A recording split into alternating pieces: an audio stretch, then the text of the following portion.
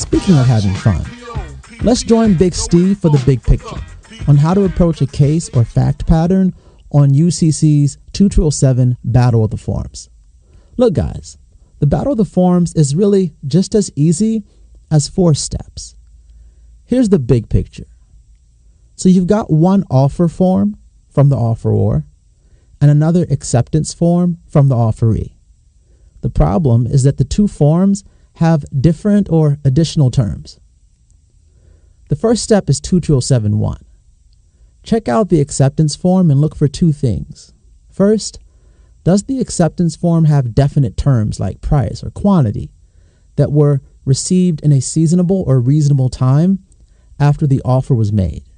Second, does the acceptance form have a condition that its additional or different term must be expressly agreed to? If there is no express condition and the terms are definite and seasonable, then there are 2 possible roads to move down. One road to move down is 2207-2, and the other is 2207-3. Let's start with 2207-2.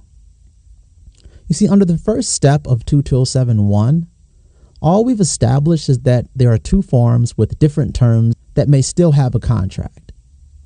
But we still have unanswered questions like, since the 2 forms have some terms that are different, if a contract is formed under 2207, what would the working terms of the contract actually be?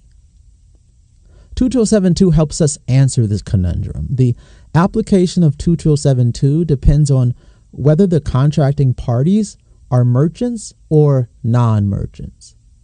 If one of the parties is a non-merchant, then the terms of the offeror's form will govern the contract, and the offeree's acceptance form with those different or additional terms, they're just considered proposals that may or may not be accepted.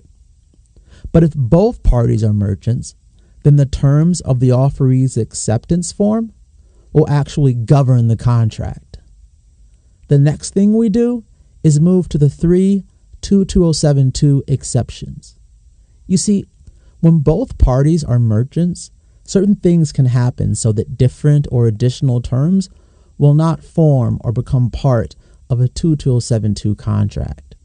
For instance, one offeror's form could have a clause that acceptance must be limited to the exact terms of their offer in order to be valid. Another scenario is that if the different or additional term is materially altering, then no contract is created between the 2 forms either. A clause in one of the forms that requires a dispute to be settled by arbitration is one example of a materially altering term.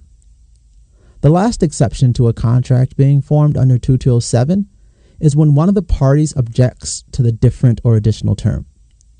So long as the objecting party gives notice of their objection and the notice occurs within a reasonable time, then the objection, like the other 2 exceptions, means that no contract is formed under 2207. But sometimes, after 2207-1 analysis or after 2207-2 exceptions, we have to apply 2207-3 because there is no valid acceptance and therefore no contract was formed. Maybe there was no definite term, or the offeror made an express condition that the offeree did not satisfy. It could even be the case that one of the 2207-2 exceptions applied, but whatever it was, under 2207-3, if the parties follow through on their agreement anyway, and even though the acceptance wasn't valid, then the court may still imply a contract based on the parties' conduct. If so, then apply 2207-3, which is also called the knockout rule, which is a lot cooler. Applying the knockout rule would eliminate any conflicting terms in the forms.